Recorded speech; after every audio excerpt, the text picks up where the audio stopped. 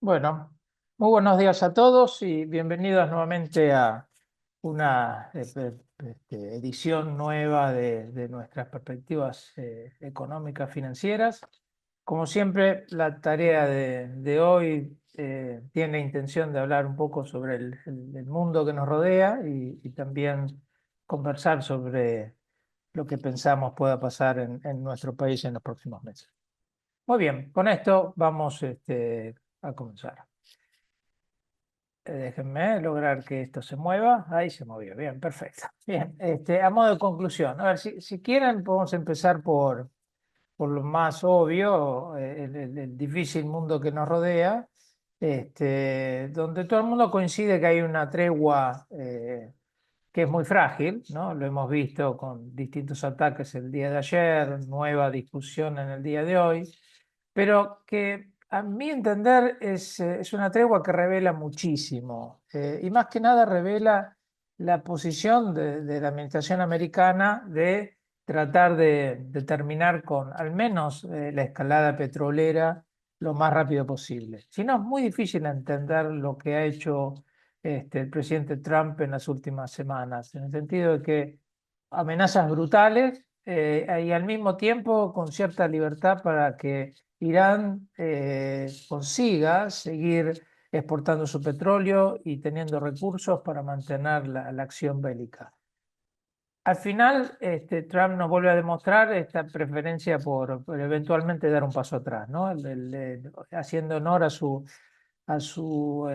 apodo de taco, el Chicken South funcionó nuevamente y esa parece ser la nueva realidad. Entonces, ¿cómo pensar el mundo? Bueno, creo que hay que pensarlo desde un punto de vista con algo más de incertidumbre, precios de petróleo normalizándose, pero desde niveles más altos, porque la fragilidad de alguna manera se tiene que mantener, y eso condicionando de alguna forma la política monetaria, la política fiscal y también el devenir de la economía, porque si uno se imagina que con estos precios probablemente haya un impacto sobre actividad, que haya un impacto sobre márgenes empresariales y todo eso tendría que de alguna manera mostrarse en los activos de riesgo que todavía no queda muy en claro que se ha mostrado y eso es algo que vamos a ir discutiendo en el transcurso de esta hora. Muy bien. Conclusión de mercados, sean cuidadosos, pero ya vamos a llegar a eso. Bien, shock inflacionario es importante, obviamente. Acá tienen, aunque no se note, hay una baja del día de ayer. Perdón, pero los gráficos están hasta el día de ayer, a la noche. Hoy las cosas vuelven a cambiar un poco, pero más o menos se mantienen. Estos son contratos de futuros de corto plazo y estos son los de largo plazo. Esto es diciembre del 26. Y lo que vemos es que claramente ayer hubo un gran cambio en la evaluación de corto, pero no necesariamente un fuerte cambio en la evaluación en futuros de largo, hoy todavía casi en $80 por barril. Y eso es clave porque eso lo que nos muestra es que ese grado de incertidumbre, independientemente que se vaya resolviendo de a poco, negociando de a poco, ese grado de incertidumbre muy probablemente prevea ahí y va a seguir insistiendo, va a seguir afectando las economías. En indicadores de cortísimo plazo, porque es muy difícil si no ver los indicadores de precios agregados tienen un rezago muy grande, pero indicadores de corto plazo, como estos indicadores que hace el ISM, que muestran precios de insumos, precios de venta disparándose rápido en las últimas semanas, es un poco lo que nos queda del combo del último mes. Como les decía, no queda muy en claro en términos de los indicadores oficiales, porque ahora vamos a empezar a ver, hoy tenemos un primer indicio con el dato de inflación de Estados Unidos, pero creo que van a tardar un tiempo hasta revelar lo que está sucediendo, pero sí el mercado está adaptándose a eso, porque obviamente se anticipa a lo que va a pasar y ya sabe que este shock, por más que de vuelta se vaya suavizando en el tiempo, va a condicionar muchísimo la acción de política monetaria primero. Vamos a ver otras dimensiones. Pero en política monetaria, lo que uno esperaba que sea bancos centrales que se acomodaban un poco al ciclo, hoy se espera que casi todos los grandes, particularmente el Banco Central Europeo, que no está en una situación de auge económico, muy probablemente tenga que subir su tasa de interés 50 basis points, 60 en lo que resta del año. La única excepción aquí es el Fed. ¿Por qué? Porque el Fed tiene un mandato dual y ese mandato dual le permite combinar un poco, amortiguar un poco el impacto de inflación con el esperado impacto de actividad. Ahora, cuando va ese mandato dual, también tiene una economía relativamente estable y resiliente. Si uno mira lo que ha pasado en el mercado de trabajo, que es un dato clave para mirar la decisión de la Fed, lo que ves es que el dato de empleo de marzo fue buenísimo, eh, pero corrigió un poquito un mal dato de febrero, aunque sigue mostrando una tendencia declinante. Es decir, hay una clara desaceleración fuerte en el empleo americano. Parte de esto tiene que ver con todo el tema migratorio, que era, recuerden, en algún momento lo discutimos, como 2/3 de la nueva oferta, y eso empieza a ser negativo como aporte a la oferta en los últimos 6 meses. Pero también se puede mirar por precio.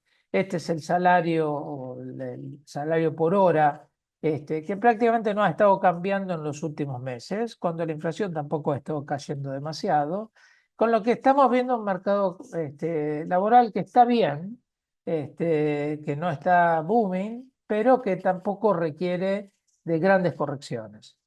Y además de eso, tenemos una nueva realidad económica en los Estados Unidos respecto al petróleo, y es que en la actualidad la situación es muy diferente de lo que era en los primeros shocks petroleros allá en los años 70. Lo más importante de todo esto no es solo que Estados Unidos hoy exporta petróleo cuando antes era un importador neto, sino la clave es esta intensidad de petróleo en la producción del producto, como un indicador agregado de producción, que cae casi a 1/3 de lo que era en los años 70.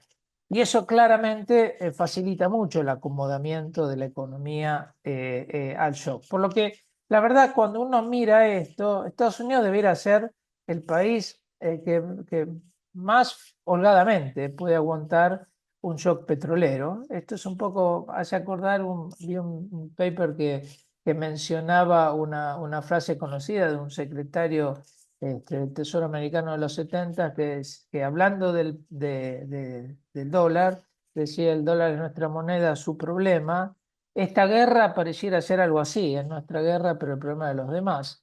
Sin embargo, vamos a ir mostrando que yo creo que tiene unas implicancias más importantes que se dan en el contexto actual de debilidad fiscal, limitación monetaria, inflaciones altas y otros elementos que condicionan a la política. Cuando uno mira lo que ha pasado en términos de proyecciones, de expectativas, lo más cerca que tenemos, aunque siempre viene con rezago, son confianza del consumidor, expectativas de inversión. La verdad que tanto en Europa como en Estados Unidos eso no ha cambiado demasiado, al contrario, la cosa se ve bastante estable. Cuando le ponemos números, acá un ejemplo, como estos hay otros, pero el número es el Bank of America, el cambio en las proyecciones de crecimiento después del shock de febrero, después de la iniciación de la guerra en Irán, los cambios en términos inflacionarios. La verdad que nada realmente alarmante. Tenemos algunos impactos, obviamente hay impactos regionales que son mayores o diferenciados. Asia sufre muchísimo más que Estados Unidos. Europa sufre en un término medio, tanto en actividad como en inflación, pero la verdad no es que se ve un gran cambio en términos de lo que va a pasar. Obviamente esto depende mucho de una reducción relativamente rápida, que, como dijimos, difícilmente tenga el sinónimo de una caída fuerte del precio de los petróleos relativamente rápida. Entonces, nos queda un poco ese shock que va a seguir siendo, o va a seguir minando de alguna manera la habilidad de las economías para seguir creciendo, seguir generando ganancias.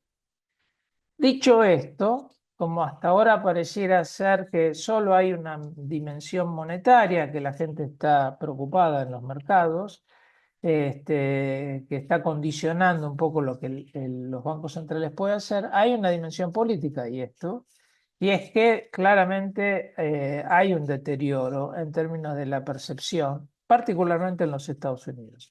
Aquí tienen un gráfico de dos series que se publican en Bloomberg. Una es el nivel de aprobación de Trump, que es un indicador bastante usado de Real Clear Politics. La otra es un indicador que se hace con inteligencia artificial sobre la posibilidad de un juicio político a Trump en los próximos 180 días. Y la verdad que el salto desde febrero ha sido brutal. La caída en apoyo y la creencia de que esto no aguanta demasiado políticamente.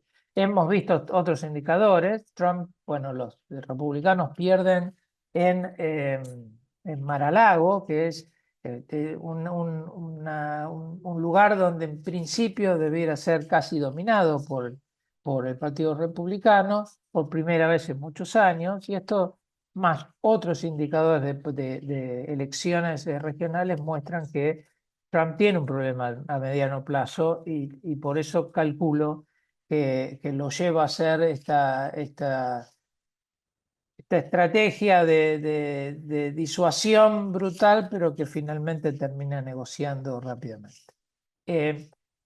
Hay un elemento central en la preocupación de la gente que tiene que ver con esta discusión de capacidad de mantener ingresos, ¿no? Affordability, dicen en inglés, eh, que se ve claramente en este gráfico, donde uno puede ver que el precio de algunos durables ha caído fuertemente en los últimos años, pero que el gasto de los bienes básicos, que es básicamente hogares, vivienda, se ha multiplicado por 3. Y eso es fundamentalmente lo que debilita tanto la capacidad del americano a seguir manteniendo su ritmo de vida.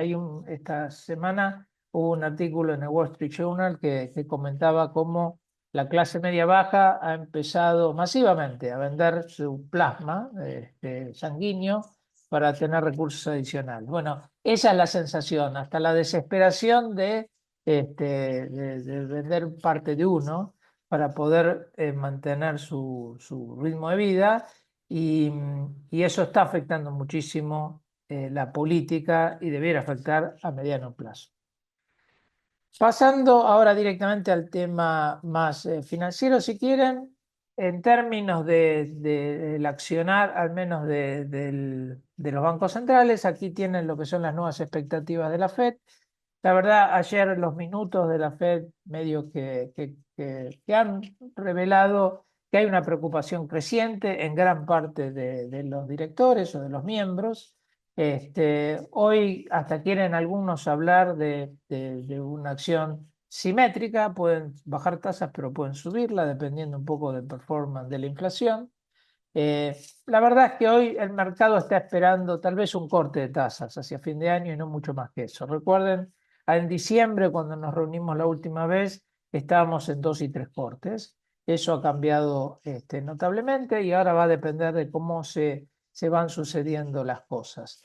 Lo que sí va a cambiar notablemente son las condiciones financieras que se van a revertir. Lamentablemente, en este gráfico que recién ayer veo que no refleja la verdad de la situación porque tiene sus rezagos.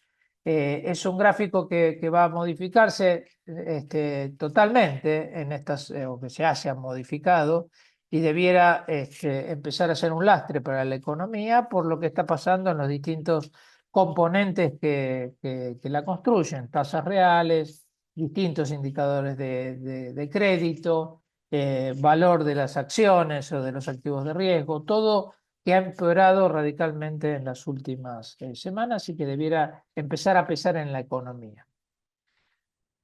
En términos inflacionarios o de expectativas, hemos visto un salto importante tanto en Estados Unidos como en Europa en el corto plazo. Estos son break-even de 2 años, eh, pero una estabilidad bastante importante en el mediano plazo. Estos son break-even de 5 años, que de alguna manera se entiende porque se nota que esta suba inflacionaria va a condicionar a los bancos centrales y al mismo tiempo porque hemos visto una suba importante en todos los distintos indicadores de costo crediticio. Algo clave en esto, algo que yo voy a tratar de remarcar nuevamente, esta es la curva de TIPS, esta es la curva nominal del Tesoro americano de 10 años. Lo que hemos visto en los últimos 20, o un mes, o un poco más de un mes, es una suba bastante pronunciada para una tasa real que estaba en 1,6, 1,7 en el 10 años, a algo más de 2.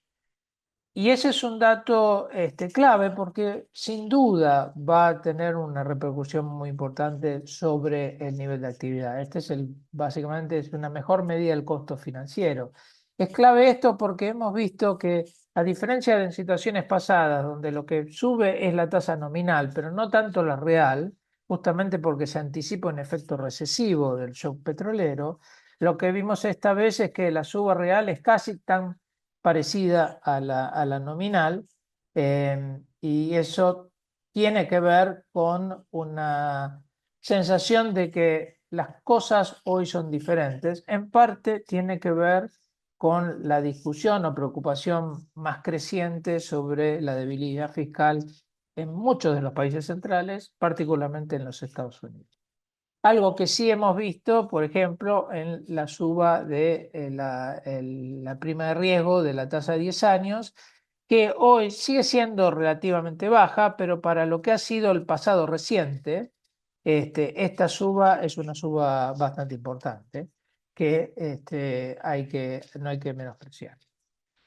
¿Por qué pasan estas cosas? Es decir, piensen que es clave el comportamiento de las tasas largas, de las tasas reales, porque en shocks como estos, uno en general lo que veía era obviamente un daño sobre los activos de riesgo, una suba en la expectativa de inflación, pero al mismo tiempo un reflejo de todo eso y en la caída del nivel de actividad en tasas largas que se van acomodando y hacen de amortiguador natural a lo que pasa. Hoy, con la preocupación fiscal que existe en los Estados Unidos, eso no se está viendo y eso fragiliza muchísimo el equilibrio económico porque no hay amortiguador. Hoy cae la bolsa y suben las tasas y cae más la bolsa porque suben las tasas y entonces tenemos ahí una dinámica que es bastante difícil de manejar.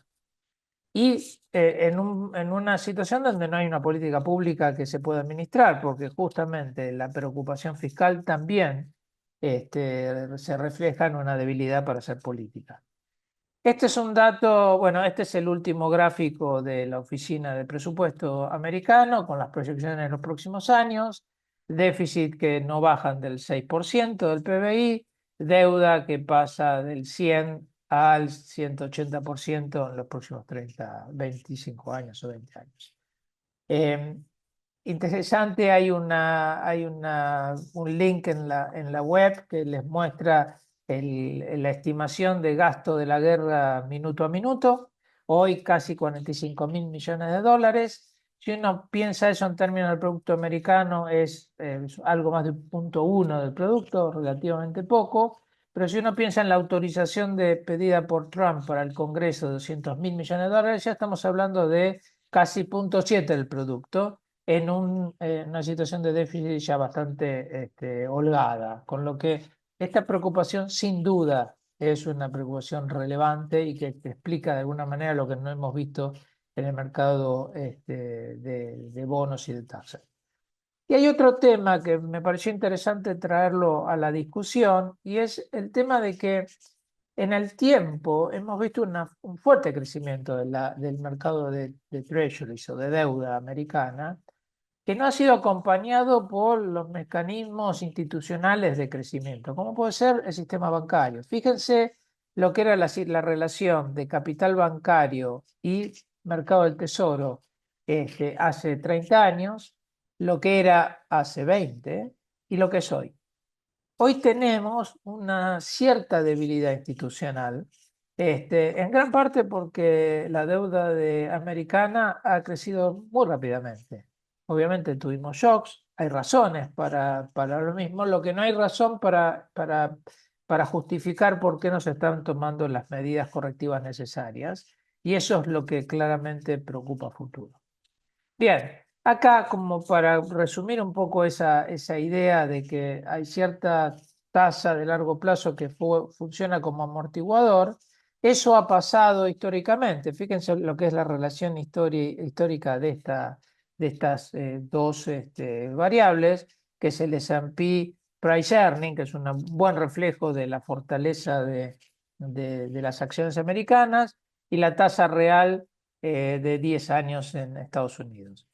Relación positiva, bueno, ambas caen, ambas suben.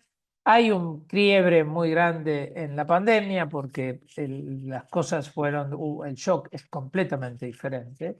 Pero lo que sí hoy luce como notorio es que en un episodio de un fuerte castigo al valor accionario, hemos tenido tasas subiendo y rápidamente, algo que no hemos visto en el pasado, y que a mi entender sí muestra una fragilidad adicional de la situación actual. Entonces no solo condiciona la situación actual a los bancos centrales, también condiciona a los gobiernos a hacer política, particularmente en términos eh, de este amortiguador en términos de costo de crédito.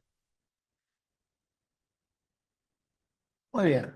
Dicho todo esto, cuando uno va a las valuaciones, y esto es de vuelta incorporando la mejora que tuvimos fuerte del día de ayer, lo que nota es que las valuaciones hoy todavía no muestran demasiada preocupación. Es decir, acá como ejemplo les proponemos un gráfico del S&P, que es la línea azul, y un gráfico del S&P ajustado por el valor de la tasa larga de los 10 años. Esto es, si el S&P, el valor actual es un descuento en el tiempo de beneficios futuros, bueno, apliquemos a esos beneficios sin modificarlos una tasa diferente, la de mercado. Y lo que estamos viendo es que mismo ayer la evaluación de mercado era hasta más alta de la que hubiese explicado esa misma realidad simplemente con tasas más altas, como la que tuvimos ayer, a pesar de las bajas. Entonces, esto creo que está mostrando que hay todavía un optimismo bastante fuerte respecto al comportamiento del mercado accionario, cosa que yo creo que hay que empezar a dudarlo, porque los efectos de segundo orden que tiene este shock, por más que veamos una baja gradual en el petróleo, vamos a ver un impacto sobre los ingresos, vamos a ver un impacto sobre las ganancias corporativas, y eso de alguna manera tendría que volver a alimentar una economía bastante más débil, que no necesariamente es la que medían las acciones hasta el día de ayer. Y eso es lo que yo creo que hay que tener muy en consideración pensando en una canasta de inversión. Obviamente, cuando uno busca explicaciones, la explicación centralmente tiene que ver con muy buenos earnings, todavía están viniendo así, y mejores earnings esperados, muy concentrados en la parte tecnológica, obviamente, pero bastante distribuidos entre otros sectores. Eh, a eso se le agrega, si se quieren, en el corto plazo, cierta revaluación de los distintos componentes de los índices, que hizo un poco más baratos en los últimos días o semanas, ayer revirtiéndose para ahí fuerte, pero todavía se mantiene. La evaluación absoluta de un índice de las grandes tecnológicas contra un S&P normal. Quiere decir que si en algún momento teníamos una diferencia brutal, como puede ser aquí en agosto del 23, donde estábamos en los picos de evaluación de las grandes tecnológicas, hoy ese margen ha caído. Sigue siendo alto, no se confundan que tenemos escalas diferentes, pero sigue siendo alto, pero mucho menor que antes. Y este gráfico de alguna manera refleja lo mismo, que es hoy tal vez para el que estaba entusiasmado con la innovación tecnológica, debieran estarlo más porque son más baratas relativamente. Así que eso probablemente sea lo que mantenga un mercado bastante apático a las preocupaciones que el mundo nos trae, pero que nosotros debiéramos incorporar en nuestra elección de inversiones, porque creo que es justo eso y es bastante genuino. Bien, antes de terminar con la parte internacional, déjenme mencionar brevemente un tema que ha sido centro de preocupación, que es los mercados privados de crédito, particularmente en los Estados Unidos. Acá tienen un gráfico de lo que han sido los retiros o los rescates en ese mercado en los últimos 2 trimestres, muy fuertes. La reacción de algunos de los grandes fondos de crédito privado de limitar los retiros. Y eso obviamente tiene un impacto sobre precios, tiene un impacto sobre percepción, pero la pregunta acá es, ¿va a ser un riesgo más que hay que agregarle a los distintos riesgos valorativos que tenemos que tener en cuenta o no? Y la verdad es que, sin ser un experto en esto es más una caja negra, pero leyendo el reporte de los bancos, que a veces tienen su sesgo a ser positivos, pero en esto parecen ser bastante convincentes en el sentido de que primero hay la exposición de los sectores preocupantes, como puede ser el sector de software, después de lo que ha pasado últimamente, no es plena, sino que es una proporción importante, pero no tanto. Y que además el nivel de rescates o de vencimientos en los próximos años es relativamente manejable. En particular si hay límites a los retiros. Con lo que la sensación es que el inversor que está en estos sectores obviamente no se va a sentir feliz ni va a ser, ni va a sufrir o va a tener el beneficio de grandes retornos, pero la contaminación de este mercado al mercado general probablemente sea bastante limitada. Eso es una buena noticia dentro de todo lo que hemos visto. Bien, con eso, si quieren algo de historia para ver qué es lo que ha pasado en otras experiencias similares y lo que puede pasar hoy, acá el gráfico solo tiene, es decir, ha habido muchos shocks geopolíticos afectando el precio del petróleo. Casi todos se han resuelto relativamente rápido, al menos de la historia moderna, ¿no? Podríamos ir al shock petrolero de los 70, pero hoy tiene características bastante diferentes. Por eso nos quedamos con el impacto de la guerra entre Rusia y Ucrania, que hoy todavía está vigente y que nos permite mirar un plazo un poquito más largo que el impacto inmediato. Y comparamos por ahora con el impacto inmediato en la guerra en Irán más reciente. Y lo que vemos es que en el impacto del petróleo, obviamente fue muy grande lo que pasó recientemente, pero bastante parecido a lo que pasó en el resto. Y vemos cuál es el impacto de esto sobre los distintos activos. Se lo dejo para que ustedes después jueguen con esto, pero la verdad es que obviamente lo que sufren particularmente son las acciones. Las acciones de países emergentes sufren más que el resto. Las acciones en Estados Unidos y el resto del mundo sufren, pero un poco menos. Y después tenemos dentro del mundo de bonos, obviamente el que menos se siente es el tesoro, y después por grado de calidad uno va mirando, va viendo daños que son bastante comparables con el nivel de el accionario. En este caso estamos viendo cosas muy parecidas, al menos en la comparación que podemos hacer en los primeros días. La única cosa o el único elemento interesante para recalcar es, fíjense que en los bonos del Tesoro Cuando empezó el tema Ucrania, la tasa de larga bajó. Esto no está pasando hoy. También es verdad que en ese primer episodio las acciones no se resintieron tanto, ¿no? Un último comentario para pensar en algunos commodities que son relevantes para nosotros, que dada lo que está pasando, ustedes recuerden que sobre el estrecho no es que solo pasa mucho petróleo, pasa mucho gas, pasan muchos fertilizantes y eso afecta la producción de alimentos en general, por eso hemos tenido muy buenos precios al respecto, eso debiera seguir. Lo que queda claro es que no necesariamente, como pasa en otros elementos o en otros episodios de riesgo, el oro es el gran ganador. ¿Por qué? Porque en una percepción donde hay una caída en la evaluación general, porque esperamos una recesión o porque esperamos un debilitamiento económico más generalizado, el oro no deja de ser parte de ese mundo y por eso, por características relativas, que seguridad contra inseguridad debiera ser un activo beneficiado, pero como se cae la riqueza del mundo, muy probablemente caiga sobre el oro también, con lo que ahí cuidado para los siempre amantes del oro, que no es una buena excusa para estar ahí. Bien, y acá ya cerrando, los rendimientos, obviamente todo cayó en el primer trimestre, mucho más fuerte la caída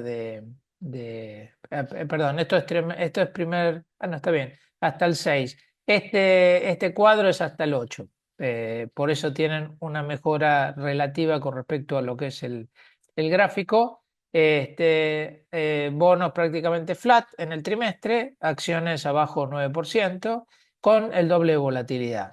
Y la impresión es que algo muy parecido a lo que pasó el año pasado.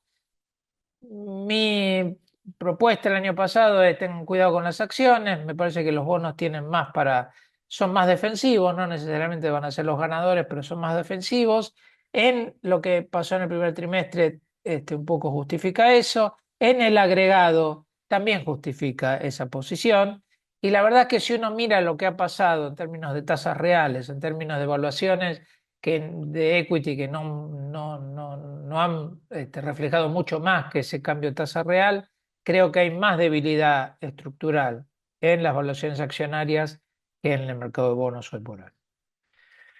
Muy bien, déjenme tomar agua y con eso pasamos a nuestro querido país.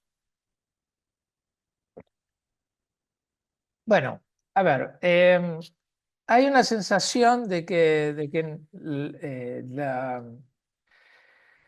la recuperación que tanto esperábamos no está funcionando porque ha parado un poco la caída de la inflación y no hay signos tan claros o evidentes o convincentes de que la economía está tirando. Y un poco lo que yo les voy a decir en estos minutos que resta es que lamentablemente tiene casi por completo que ver con la historia argentina. Si uno podemos discutir algunas decisiones de política económica que tal vez hubiesen ayudado un poco, también vamos a poder decir que esas decisiones tienen su razón de ser. No necesariamente uno está de acuerdo con el gobierno, pero se pueden entender. No es que son capricho o son decisiones que no tienen una explicación clara. Pero en el fondo lo que pasa es que tenemos la historia que nos está condicionando y que la verdad que la única solución a eso es seguir haciendo más de lo mismo y seguir convenciendo al mercado de que esto no cambiará. Y esa es la clave. Argentina tiene que pasar el test de las próximas elecciones, que es la que nos va a permitir empezar a beneficiarnos por todo lo que se ha hecho en los últimos años.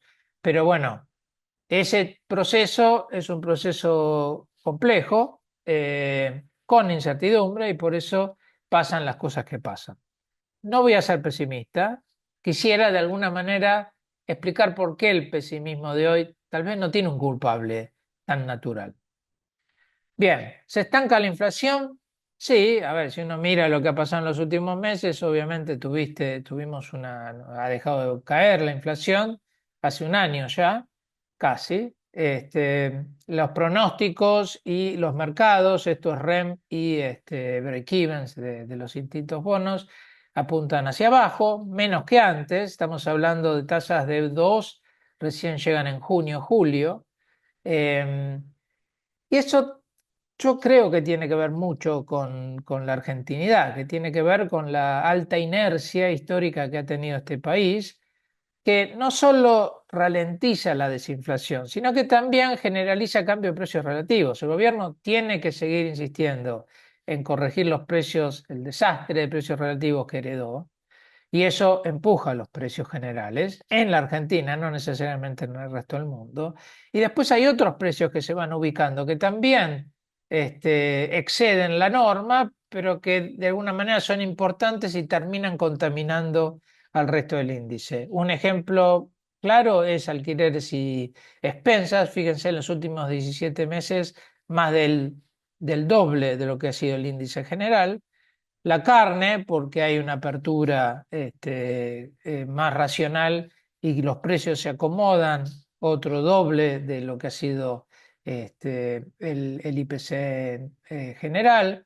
Frutas, restaurantes asociados a eso, con lo que empezamos a tener pequeños shocks de precios relativos que de alguna manera se contaminan el índice general, solo porque la historia argentina enseñó que una inflación de hoy es inflación de mañana. Y no necesariamente eso es verdad hoy, dado lo que está pasando en tema fiscal y tema monetario. ¿Qué pasa en la actividad? En la actividad pasa algo similar, hay una desilusión enorme en una economía que todavía crece. Este es el índice agregado, es el EMAE, pero si uno mira a los grandes usuarios de empleo, construcciones e industria, están muy por debajo del nivel de pregobierno o premilay. Y obviamente eso de alguna manera impacta sobre la percepción. En términos de empleo, me parece que se ven mejor. Este es un lindo gráfico que usó hace poco Luciano Laspina, donde muestra el impacto sobre cantidad de empleadores y empresas que vienen decayendo en los últimos meses. Es parte de la realidad argentina. Argentina tiene que hacer un cambio en su matriz productiva. Muy probablemente tiene que reducir los sectores que eran altamente intensivos en mano de obra, pero hay otros sectores que tienen muchísimo más perspectiva o mejor perspectiva, y eso genera la riqueza necesaria para que después el sector servicios en general termine compensando por lo perdido y termine empleando a la mano de obra que queda en el camino. Bueno, eso lleva tiempo. Y eso también está atrasado por parte del lastre histórico, que es en la actualidad, si uno creyera fervientemente que esto continúa, el nivel de inversión sobre los sectores ganaderos sería muchísimo más grande. Y eso no está sucediendo. Bueno, por eso tenemos que ir de a poco alejándonos del pasado para poder disfrutar de los beneficios del presente. Aquí un dato sí que es importante y es que cuando uno mira siempre estos indicadores de empleo, no tiene que olvidarse de los independientes. En este país es la mitad del mercado laboral y ese sector ha mejorado sustancialmente en los últimos meses, no solo por empleo, sino también por ingresos. Esos eran los más castigados por la inflación. Y hasta cierto punto esta perspectiva mejorada de este sector explica que todavía hay un apoyo importante sobre lo que es la política pública del gobierno. Bien, uno podría decir, y acá la crítica típica de analista, estamos aburridos y criticamos a todo el mundo, el gobierno podría haber hecho cosas diferentes, algo de lo que ha pasado en términos de actividad, este es el EMAE, tiene que ver con la caída o el estancamiento en el nivel de monetización. Este es el M3 en millones de pesos reales. Y lo que vemos que es desde junio del 25 esto no ha crecido. Oh, surprise, junio del 25 es cuando empiezan los líos, no solo porque hay, sí, una equivocación, a mi entender, del gobierno de eliminar las LEFIs y orientarse a una política monetaria medio brutal, que es de agregados básicos, y yo tengo derecho para hablar al respecto porque también tuve que usarlos. Pero es un poquito más, eh, más espartano lo que el gobierno intentó hacer después de eliminar las LEFIs. Para colmo vino la elección con todos los ruidos que todos conocimos en septiembre-octubre y eso dejó un lastre importantísimo en la política monetaria y eso dejó que las condiciones de crédito hayan empeorado fuertemente en los últimos meses y todavía se siente eso. El gobierno está mejorando la situación, obviamente la tranquilidad cambiaria le permite, la compra de reservas obviamente ayuda, pero ha quedado algo importante y es que si uno mira al pasado reciente, donde todavía teníamos también estabilidad, la volatilidad en tasas cortas ha sido muy alta. Y eso es producto de la misma política monetaria. Eso es lo que ahora el gobierno está tratando de mejorar claramente. Hace un mes que las tasas están planchadas y la impresión es que el gobierno está intentando mantener eso.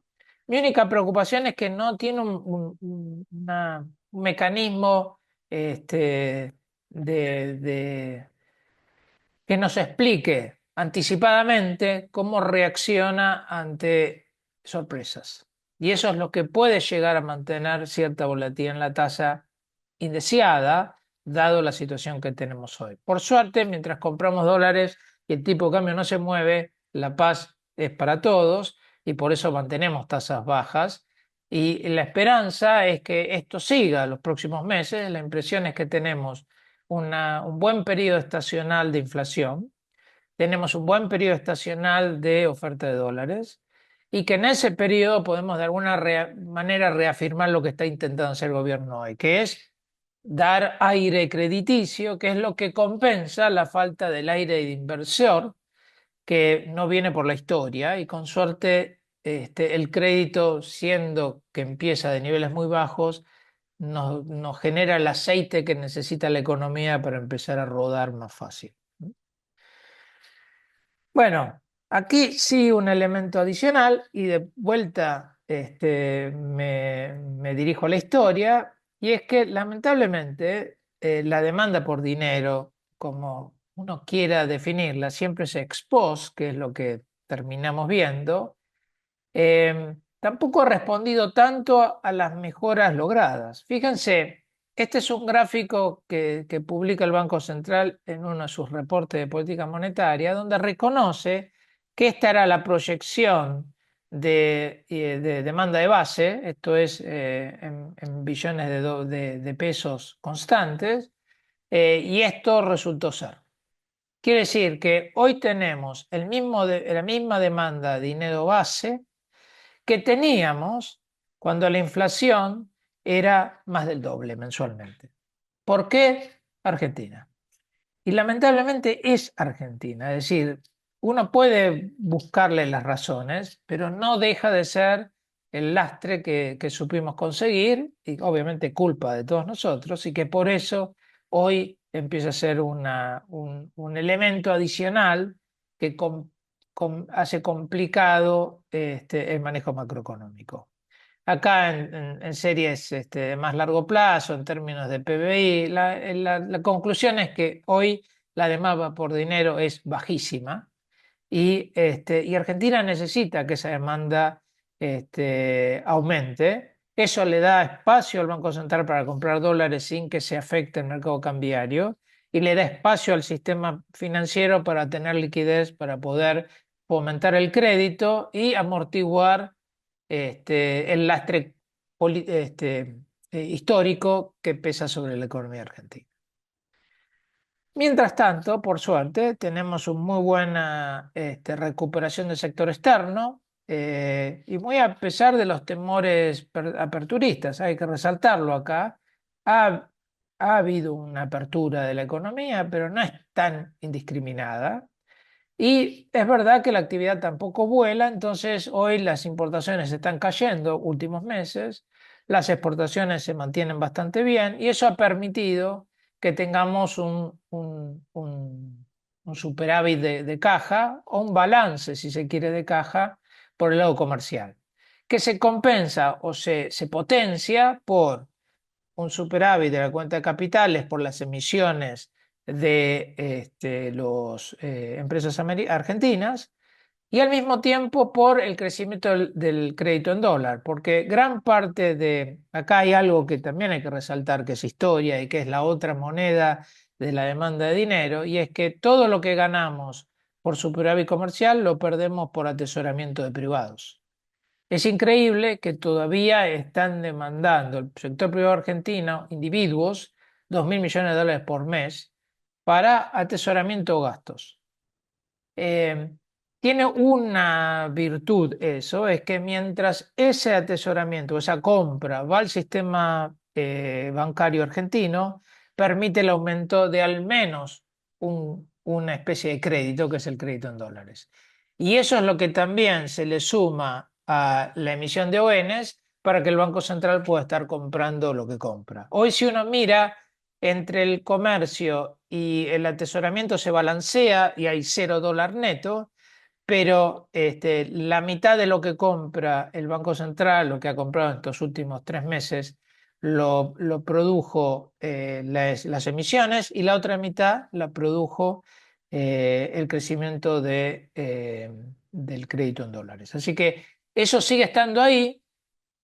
Pensando en el futuro, ahora vuelvo a una idea de competitividad o no, pero pensando en el futuro y pensando en el gran desafío argentino que es un poco los vencimientos en dólares, obviamente, este año parece ser bastante manejable, estamos hablando de 9.000 millones de dólares. El gobierno, si uno piensa en lo que está pasando hoy, más las ventajas que trae altos precios de energía para la Argentina hoy, muy probablemente tenga capacidad para comprar otros 8 o 9.000 millones de dólares en lo que resta del año. Con eso estaríamos, obviamente nos sumamos a reservas netas, pero dejamos de perder.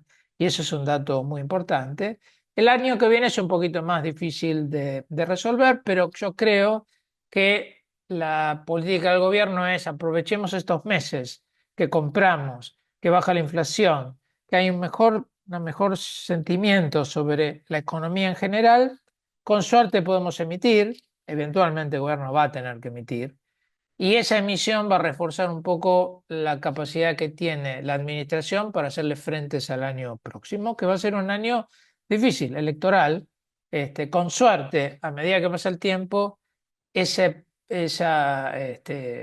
perspectiva electoral también empieza a beneficiar el accionar del gobierno. Pero bueno, ese es un poco el pronóstico de hoy, si uno quiere ponerse en oráculo. Vamos al tema cambiario, solo para agregarle una discusión que yo creo que vale la pena. ¿Está trazado o no el tipo de cambio? La verdad es imposible de saber. Hoy lo que nos da el balance de dólares no pareciera decir eso. Si uno piensa en la Argentina del futuro, con inversiones en los grandes productores de oro, perdón, de dólar, probablemente la Argentina tendría que estar más apreciado en el futuro. La pregunta es si esto hoy no es que hace más difícil el crecimiento de la economía. Y probablemente un dólar más fuerte o un peso más débil ayudaría a la economía, pero no queda muy en claro cómo lograrlo, no queda muy en claro si es necesario. En términos de grandes precios hubo un acomodamiento muy importante, con lo que esa discusión de, bueno, ¿por qué no empujamos al tipo de cambio? La verdad es que no tiene mucha, a ver, no tiene mucha robustez. Obviamente es una cuestión de estilos. Uno puede pensar que eso facilita una reconversión más sencilla, pero al mismo tiempo creo que olvida los riesgos que eso toma. Es decir, si hoy el gobierno dijese, ¿saben qué? ¿Por qué no empujamos el tipo de cambio al techo de la banda? que ya nos pondría en un lugar bastante más razonable. Imprimimos pesos y con eso compramos reservas, así que es una situación casi ganadora para todos, pero los pesos de hoy son la demanda por dólares de mañana. Y eso es lo que el gobierno quiere tratar de evitar. Entonces, hay cierto sentido de esta prudencia que vemos en el mercado y que vemos en las autoridades económicas y monetarias de la Argentina. Con lo que creo que hay que aprender a vivir con lo que tenemos y de a poco ir demostrando que podemos atraer inversión y financiamiento y eso va a finalmente ser lo que justifique los niveles de tipo de cambio que tengamos. Muy bien. Si miramos activos para invertir y eso, la verdad es que la impresión es que a corto plazo sigue siendo ganador el activo en pesos. La verdad que me imagino que, que obviamente el dato de inflación de marzo va a ser malo, pero empezamos a ver mejores datos, espero ver mejores datos en abril, mayo.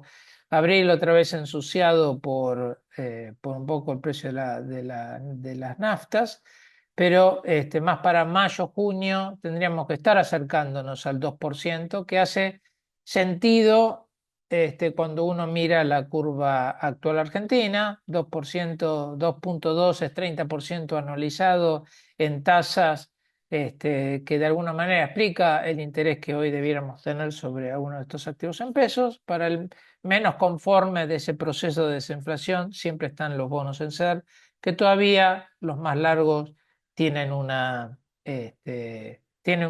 rendimiento bastante atractivo, en particular si uno piensa que los niveles de tipo cambio real son adecuados en un proceso de éxito, ¿no? Cuando uno está mirando este horizonte, está mirando el horizonte donde, con suerte, hemos pasado el test político de las elecciones próximas y quien sea el ganador es un ganador con continuidad de política. Y en términos de hard dollar, obviamente el castigo sigue estando ahí. Cuando uno se compara con el mundo, da pena lo que le pasa a la Argentina. Está más caro que muchos otros, perdón, más barato que muchos otros. Eh, pero bueno, es parte de la realidad. De vuelta, creo que los próximos meses son meses de buenas noticias y con suerte esos meses van a ayudar un poco al soberano y esa ayuda, ojalá el gobierno ya considere que es suficiente como para poder empezar a emitir y poder reforzar su política de reservas para empezar a comprar buffers o amortiguadores para los riesgos que vienen el año que viene, que son inevitables, ¿no? La elección nos va a traer un problema, a menos que en estos próximos meses la situación se empiece a acomodar mejor y la perspectiva de continuidad se vaya acrecentando. Así que esa es la apuesta del gobierno. Creo que en los próximos meses va a funcionar. ¿Qué pasa en el segundo semestre del año? Es mucho más difícil de decir. Bueno, y creo que ya terminando, buen dato el de la reforma laboral. La verdad que fue una muy buena reforma, todavía discutida judicialmente, pero a mi entender una reforma realmente clave. Obviamente, si el inversor todavía duda sobre el futuro argentino, la reforma esta todavía no tiene tanto o no genera tanto apetito, pero eventualmente va a ser un elemento que va a facilitar ese proceso de inversión, sin duda. Y aquí les dejo unos pronósticos para, de alguna manera, ponerle números a lo que uno está pensando respecto del futuro. Bueno, tomo agua y creo que con esto podemos ir cerrando para abrir a la sesión de preguntas. Ujú. Miro si alguien me estuvo llamando, estamos muy bien. En todo caso, vamos abriendo. Esperen que eh, paro con el sharing así nos podemos ver mejor. Muy bien. A ver, estoy mirando preguntas. Tengan paciencia porque veo una pregunta muy larga, así que hasta que la lea. No, a ver, la leo porque si no vamos a tardar mucho. No podrían haberse sobrereaccionado los futuros de tasa, considerando que el shock petrolero ya opera como un factor restrictivo para las economías, en la medida en que funciona como una suerte de impuesto. Exactamente, digo, no lo leo, pero todo, pero coincido con eso. Puede haber una sobrereacción en las tasas, está la preocupación sobre el déficit, sin duda, pero esa sobrereacción creo que de alguna manera es lo que está implícito en mi observación de que hoy yo estaría más en bonos que en acciones, al menos hasta que tengamos no solo una claridad de cómo se resuelve el tema sino también creo que una evaluación más acorde con la realidad actual, que es una realidad que casi independientemente de que tan rápido se resuelva el conflicto, las economías centrales se van a desacelerar y la inflación va a ser más alta y va a haber en algunos países en particular un costo crediticio mayor. Y todo eso tendría que incorporarse y según lo que yo les mostré, que es el indicador de equity corregido por tasa, eso no está pasando. Puede ser que el inversor de equity no crea en el nivel de tasa, puede ser. Pero si uno cree y es consistente, debiera estar pensando en valuaciones diferentes. Muy bien. ¿Pensás que una eventual desaceleración de la inflación a partir del segundo semestre del año podría impulsar una nueva reducción en las tasas, teniendo en cuenta que la curva SER, por ejemplo, rinde negativo hasta 2027? Sí, sin duda. Yo creo que ahí hoy el gobierno es bastante cauto, dejó algo de su cautela en estos meses porque me parece que las condiciones da para eso, ¿no? Ellos podrían decir la demanda por dinero está creciendo, que la única manera de saberlo es mirar lo que pasa con el mercado cambiario, y están cediendo y están mostrando que hoy se animan a avanzar con mayor liquidez. Si además tenemos la corroboración de que un poco el contexto macro justifica inflación más baja, que es lo que yo sinceramente creo, la verdad es que a mí me ha sorprendido el primer trimestre, y espero que tengamos una bastante mejor performance en los próximos meses. Y con eso, sí, sin duda, el gobierno podría tener la gran oportunidad para dejar tasas más bajas también. Muy bien, seguimos. ¿Por qué crees que el mercado sigue pagando tasas reales tan negativas en la curva de pesos con demanda de dinero tan frágil? Bueno, es que yo creo que hasta cierto punto comparten con mi visión. Eh, es una apuesta que hoy de alguna manera está facilitada por la estabilidad del tipo de cambio. Entonces vos podés animarte a una apuesta mayor cuando el carry te ayuda en el corto plazo. Este, es una explicación. Otra pregunta de Argentina, la demanda de dinero para que pueda subir no tendría que ser clave en la recuperación de la economía y eso se daría hoy en día con la recuperación del crédito. Sí, obvio, está siempre el huevo o la gallina. Em, Sin duda que una economía creciente ayuda, pero ahí es donde tenemos que analizar las fuentes. Es decir, uno puede decir que el crédito está restringido por una política pública, y el otro tema es que además la demanda está restringida por una política privada. La política pública es la que hace la política monetaria, que yo creo que está relajándose, y por suerte y con buenas razones. La política o la decisión privada es la de inversión, y esa es la que está faltando. Y esa es donde todavía estamos, a mi entender, pagando un poco la condena del pasado, porque es el inversor hoy más pensando no solo en lo que se avanzó, sino en cierta confirmación de ese avance por las elecciones de octubre. Este, Mecanismos como el RIG, que es un mecanismo bastante robusto pensando en el futuro, aunque en Argentina todo puede cambiar, Y sin embargo no estamos viendo a ver, vemos algo de inversión obviamente en los sectores que hoy se lucen como los beneficiarios por la estabilidad, tenemos los recursos, pero son inversiones de muy largo plazo y esos inversores necesitan una mayor sentido de estabilidad. Por eso para mí es clave la elección del año próximo. Uno podría decir, bueno, ahí vas a pedir la próxima elección. Puede ser, pero me parece que el tener continuidad en dos administraciones no solo muestra la continuidad de los políticos, sino también, más importante, es la continuidad de la sociedad para apoyar lo mismo. Es entender el beneficio que genera la estabilidad. Y eso en la Argentina muchas veces se pone en duda. Uno mira la prensa hoy y pareciera que la gente ya está cansada. Y yo no creo que sea tan así. Entonces, habrá que esperar para que la elección lo revele. Muy bien, ¿por qué tanta brecha proyectás entre el 3.500 y el MEP para fin de año? Bueno, porque yo creo que todavía seguimos con restricciones. Lamentablemente, yo no creo que eso cambie hasta que tengamos un nuevo gobierno.